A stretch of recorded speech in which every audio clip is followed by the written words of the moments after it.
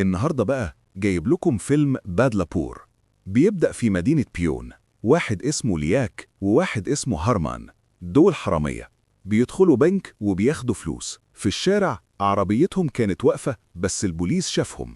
في نفس الوقت ميشا مع ولدها روبن اللي عنده 5 سنين ماشية لعربيتها. الحرامية دول بيدخلوا عربيتها ويخلوها توديهم. لو عجبك الشرح اعمل لايك وكومنت وقول لنا ايه الفيلم اللي تحب نشتغله بعد كده، وشارك الفيديو مع صحابك.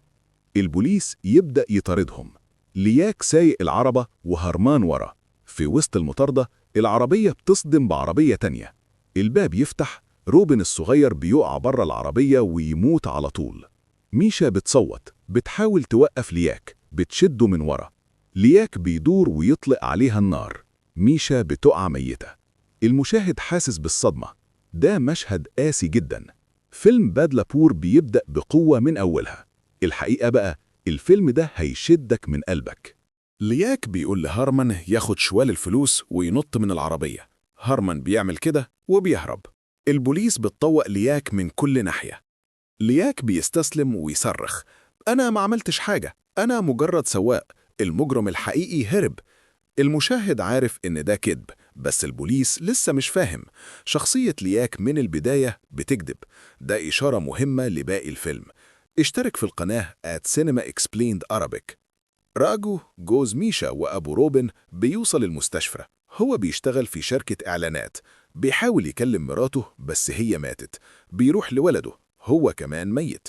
راجو خسر كل حاجة في يوم واحد. دنيا اتهدت عليه. بيرجع لبيت فاضي، بيتذكر مراته وولده. بيزعق ويعيط. المشاهد بيحس بألمه. من كتر ما هو متألم قلبه اتكسر. ده مشهد مؤثر جدا يا جماعة. رجوع بالزمن. راجو وميشا اتجوزوا حب. راجو بنجابي من دلهي، ميشا من جنوب الهند. اتجوزوا وهما صغيرين، هي 21 سنة وهو 22 سنة. أهل راجو عايزينه يرجع دلهي بس هو ما بيردش. إيه اللي جوه دماغه؟ المشاهد لسه مش عارف. الخسارة دي هتغيره للأبد. السؤال هو هيبقى إيه بعد المصيبة دي؟ هل هينتقي ولا هيدمر نفسه؟ الفيلم هيورينا الجواب. في قسم البوليس المفتش جوفيند بيسأل لياك بيكذب ويقول: شريكي اسمه جايانانت، وعدني بشغل في الخليج، قال لي هنعمل سرقة بس معرفش إن فيه مسدس، أنا سواق بس، هو اللي ضرب النار. المفتش بيوريه فيديو من كاميرات المراقبة. لياك لابس قناع بس لسه بيكذب. المفتش بيضربه. لياك ما بيستسلمش. الراجل ده عنيد بشكل مرعب. راجو بيروح قسم البوليس. البوليس جاب رسام عشان يرسم صورة شريك لياك، بس الرسمة طلعت شبه الممثل رانجيت. يا سلام على العبقرية. راجو بيطلب يقابل لياك. في الزنزانة لياك بيصرخ في راجو، بيقول له: البوليس اتفق مع جايانانت، قسموا الفلوس نصين، ما تصدقهمش. راجو بيتجنن، بيضرب لياك جامد. لياك مبتسم وهو بيتضرب. ده مشهد مرعب. البوليس بتطلع راجو بره. لياك بيبتسم وهو بيتضرب. ايه ده، جنون ولا خطة؟ بالليل زمايل راجو في الشغل يجوه يعزوه. هو ما يفتحش الباب، عايز يكون لوحده. في السجن لياك بيروح يشرب مع سجين تاني. هناك بيقابل مايكل، راجل خطير. مايكل يسأله: فلوس البنك فين؟ بيؤمر يلبسوه ساري، بيهينوه. لياك بيحاول يضرب بس بيتضرب هو كمان. راجو بيشغل مباحثة خاصة اسمها جوشي. بتعرف إن لياك بيحب بنت اسمها جيملي، اسمها المهني شبنم. هم كبروا في نفس القرية. جيملي بتشتغل في مومباي في صالون. راجو بيستخدم المعلومة دي، بيروح الصالون، بيدفع فلوس لقواد اسمه بابو، عايز يقابل جيملي بس مش للسبب اللي هي فاكراه. عنده خطة مختلفة. المشاهد لسه مش عارف الخطة دي، بس أكيد حاجة وحشة. راجو بيروح عند جيملي، هي فاكرة إنه زبون عادي، لكنه بيربطها في السرير، بيخوفها. يسألها إيه اسم شريك لياك. جيملي مرعوبة، بتقوله لياك ممكن يسرق لكن مش ممكن يقتل. راجو بيصرخ: ابني كان بيسوى 35 لاك، هاتي الاسم. هو عايز الحقيقة مهما كلفه. غضبه ملوش حدود، عايز ينتقم مهما حصل. ده راجل اتدمر تماما. جيملي تاني يوم بتروح السجن بتحكي للياك عن راجو. لياك بيتجنن بس ما يعرفش يعمل حاجة. راجو بيرجع لجيملي، هي بتقوله لياك قال نفس اللي قاله للبوليس ولا حاجة جديدة. راجو يسألها قلتيله عني؟ جيملي تكذب وتقول لأ، بتزود أنا مش مصدقة إن لياك قتل، لو كان قتل كان قال لي أنت بتضيع وقتك وفلوسك. لكن المشاهد حاسس إنها خايفة. راجو بيخنق، بيقول لجملي سمعت إنك بترضي كل الناس، ارضيني النهاردة. بيخليها ترقص غصب عنها وبعدين بيغتصبها، بيصرخ فيها المرة الجاية لما تشوف لياك قوليله عني. هو عايز لياك يتعذب، بيستخدم جيملي كسلاح. عطشه للانتقام بيحوله الوحش. المشاهد شايف إنه اتغير، راجو اللي كان ضحية بقى جلاد. ده تحول خطير جدا. الحقيقة بقى الفيلم بيورينا إيه ممكن يعمله الحزن. المحكمة بتدي لياك 20 سنة سجن بتهمة السرقة والقتل، وهم مودينه. راجو بيقربه، بيقول له في ودنه جيملي عايزة تقول لك حاجة. لياك بيجنن، بينقض على راجو. البوليس بتسحبه. راجو لقى طريقة يعذب بيها لياك عن طريق جيملي. لياك بقى عنده نقطة ضعف. الصحفيين يسألوا راجو إيه رأيك القاتل اتقبض عليه؟ ما يردش، بس بيبص للياك وهو بيمشي. راجو بيرجع لجيملي، بيغتصبها وتاني، بعدين بيركب قطار، بيتذكر لحظاته الحلوة مع مراته.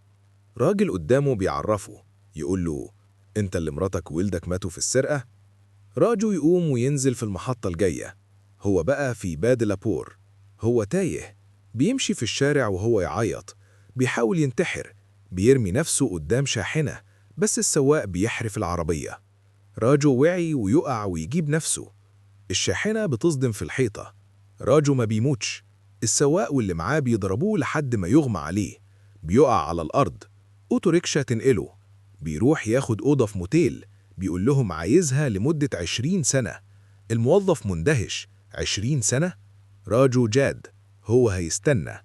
في السجن لياك بيحاول يهرب، بيختفي تحت عربية خضار، بس الحارس بيشوفه. الهروب يفشل، الوقت بيجري، لياك بيكبر في السجن وشعره بيبيض. بعد 15 سنة لياك لسه في السجن، شعره بقى أبيض. مايكل ورجاله بيضحكوا عليه. لياك بيفقد أعصابه، بيهاجم مايكل، بياخد موس، بيجري ورا واحد من رجالة مايكل، بيتخانقوا. لياك بيغيب عن الوعي. ليه؟ المشاهد لسه مش عارف. راجو عايش لوحده في بادلابور، بيشتغل في مصنع. مرة واحدة ست اسمها شوبة تيجي عنده، بتشتغل في منظمة حقوقية للمساجين، عندها كلام مهم مع راجو. شوبة بتقوله لياك عنده سرطان في بطنه، قدامه سنة بس، ممكن يطلع على ضمان صحي لو وافقت على الخف. راجو بيضحك، كان زمانهم شنقوه من 15 سنة، بس يموت ببطء كويس برضو. شوبة بتحاول تقنعه، هو قعد 15 سنة في السجن، عيان، عايز يموت في بيته مع أمه، انت بس اللي تقدر تعمل كده، بليز سامحه. بس راجو مش بيسمع كلامها. شوبة ما بتستسلمش، بتقوله تساعد ولا ما تساعدش، هو كمان سنة هيتحرر، ده قرار ربنا، بس انت هتكون عامل ايه؟ في بيتك ولا صورة واحدة لمراتك وابنك؟ انت محبوس في كراهيتك. بتمشي. راجو بيدخل أوضة فيها صور ميشا وراجو ورابن ولعب، هو خباهم كل السنين دي. بيعيط. المشاهد بيفهم، هو ما قدرش ينسى أبدا، هو بس جمد الألم جواه. دي نقطة تحول في الفيلم. راجو لازم يقرر. راجو بيروح السجن، المفتش جوفين بيقول له أنا هتقاعد آخر الشهر، بس قضية لياك لسه مفتوحة. راجو بيقابل لياك، لياك بيمثل إنه نادم، بيقول أنا آسف مقصودش. راجو مش مصدقه، قول اسم شريكك وهتطلع. لياك بيكذب تاني. راجو بيمشي. في البيت أم لياك جيناث تيجي عنده، بتقول له أنا عارفة اسم شريك لياك، هقول لك لو وافقت على العفو. ده الموقف اللي راجو كان مستنيه من 15 سنة. راجو بيوافق، بيمضي على العفو، لياك بيتحرر. راجو بياخد أجازة ويروح بونا. دلوقتي هو عارف اسم شريك لياك، هارمان. بيلاقيه، هارمان عايش مع مراته كانشان، عندهم مطعم. راجو يراقبهم. مرة واحدة عربية كانشان بتعطل في شارع فاضي. راجو يعرض المساعدة. المنطقة دي مش آمنة بالليل. كانشان تركب معاه. راجو يوريها صورة مراته وولده. راجو بيوصل كانشان للبيت، بتدعوه للمطعم. تاني يوم بيروح، كانشان بتعرفه على هارمان. هارمان يسأله: ليه مراتك وولدك مجوش؟ راجو يرد: ماتوا من 15 سنة في سرقة بنك، القاتل لسه ما اتقبضش عليه. هارمان سامع الكلام، هو عارف إن الكلام ده عنه. راجو باصص له في عينيه، عايزه يفهم إنه عارف كل حاجة. اللعبة بدأت. راجو هيستخدم نفس الطريقة اللي استخدمها مع جيملي، بس دلوقتي مع عيلة هارمان. راجو بيروح بيت هارمان. هارمان قال لكل حاجة لكانشان. كانشان بتتوسل لراجو يسامحهم. هارمان ما قتلش، لياك هو اللي ضرب النار.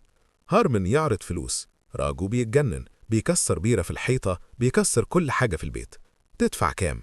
كانشان تصرخ: خد كل حاجة، البيت والمطعم والفلوس، بس سامحنا. مستعدة تدفع كل حاجة عشان تنقذ جوزها. راجو مش عايز فلوس، عايز حاجة تانية. بيقول لهارمان: مراتك بتحبك جدا، اطلب السماح منها. هارمان يعتذر لكانشان. بعدين راجو يقول لها: قولي له إنك سامحاه، بس قبل كده أنا عايز أنام معاكي. كانشان مصدومة. هارمان بيهجم على راجو، اتخانقوا. كانشان تصرخ: أنا موافقة، مستعدة تعمل أي حاجة عشان تنقذ جوزها. راجو بيوريهم قد إيه هو بقى قاسي ووحش. اشترك في القناة @Cinema Explained Arabic. راجو وكانشان يدخلوا أوضة النوم. يقول لها: انت عايزة تنامي مع قاتل عشان تنقذيه؟ هي تعيط: أنا مؤمنة إن هارمان ما قتلش شد. راجو ما يبصلهاش، بيخليها تضحك وتصرخ. هارمان بيسمع صراخ مراته من بره، هو محطم، بيفضل قاعد يعيط. راجو يطلع ويزرر أزرار قميصه، يقول لهارمان: لياك هيطلع بكرة من السجن، اتفاقكم مع بعض كان إيه؟ ساعتها راجو هيعرف كل حاجة. هارمان يحكي: كان لازم احتفظ بفلوس لياك وباسبوره، قال لي لما يخرج يتصل بيا. راجو يقول لكانشان: لما لياك يتصل تقولي لي؟ تقول له: أيوة. راجو يمشي. كانشان تقول لهارمان: هو ما عملش حاجة، بس عايز يعذبنا.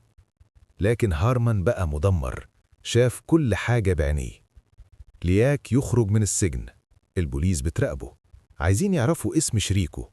لياك دلوقتي حر، بس هو عيان وعنده سرطان، حياته هتنتهي قريب. لياك بيروح عند أمه، بيصبغ شعره، بيدور على جيملي. هي ساكنة في شقة واحد اسمه باتيل. لياك بياخد منها فلوس سلف. بيسرق تليفون من واحد عابر، بيكلم هارمان. بيتفقوا يقابلوا بعض في المحطة. كانشان بتكلم راجو وتحكي له عن الميعاد. راجو يقول لهارمان: مش هتروح انت، أنا هروح، اديني الفلوس والباسبور. هارمان بيوافق. راجو كسب الجولة. دلوقتي هو اللي هيكلم لياك، هنعرف مين الذكي فيهم. راجو بياخد مطرقة، بيروح بيت هارمان، بيفرش الأوضة بلاستيك، بيطلب من كانشان تاخد دش وتلبس فستان. لما تطلع يضربها بالمطرقة على راسها، بتقع. هارمان يوصل، راجو ياخد الفلوس والباسبور. هارمان يلاقي كانشان غرقانة في دمها، بتموت قدام عينيه. راجو بيقتل هارمان كمان. جثتين، جريمتين قتل في يوم واحد. راجو تجاوز كل الحدود، هو دلوقتي بقى زي لياك بالظبط. ده تحول خطير جدا في الشخصية. راجو بيلف الجثث في البلاستيك، بيدفنهم بره المدينة، بس الأول بيروح عن شوبة، بيقعد معاها اليوم كله، بيعمل نفسه أليباي عشان لو البوليس سأل. لياك بيصنع هارمان في المحطة، بدل هارمان الرجل يجي، صاحبك مش هتيجي. لياك يهرب، بيروح مطعم هارمان، يقولوا له هارمان اختفى.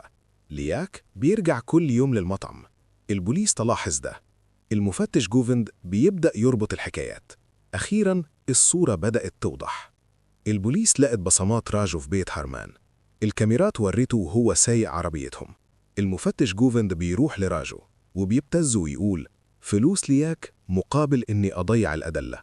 راجو بيرفض. جوفند يقول: أنا هتقاعد يوم الاثنين، عندك وقت لحد 11 الصبح. لياك يروح القسم ويعترف بقتل هارمان وكانشان، يعيد الكلام اللي راجو قاله، إزاي قتلهم بالمطرقة وإزاي دفنهم. جوفند مش مصدق، لياك عايز يحمي راجو. البوليس بتقبض على لياك. جوفند غضبان، كان عايز فلوس بس أخد اعتراف مزيف. الصحفيين بيهنوه على إنه حل قضية من 15 سنة، بس هو مش مبسوط. لياك بيرجع السجن، بيقول لمايكل في بانكوك كان في أحلى. لياك بيموت بعد 7 شهور من السرطان. جيم لي تيجي عند راجو تقول له لياك خد ذنبك على نفسه عشان يديك فرصة تانية في الحياة. مش كل الناس بتاخد فرصة تانية. لياك ما أخدش، أنا ما أخدتش، بس أنت أخدت. جيم لي بتمشي مع بتيل. راجو واقف تحت المطر، هو لوحده، انتقم، قتل، بس إيه اللي استفاد؟ مراته وابنه مش هيرجعوا. دمر عيلة تانية، بقى زيه زي لياك بالظبط. الفيلم بيسأل سؤال مهم: إيه اللي بيحول الإنسان لوحش؟ الألم؟ الانتقام؟ ولا الاختيارات اللي بيعملها؟ راجو أخد فرصة تانية، بس هل هيعرف يعيش مع اللي عمله؟ اشترك في القناة سينما اكسبليند عربي عشان يوصلك التكملة. لو عجبك الشرح اعمل لايك وكومنت وقول لنا ايه الفيلم اللي تحب نشتغله بعد كده، وشارك الفيديو مع صحابك.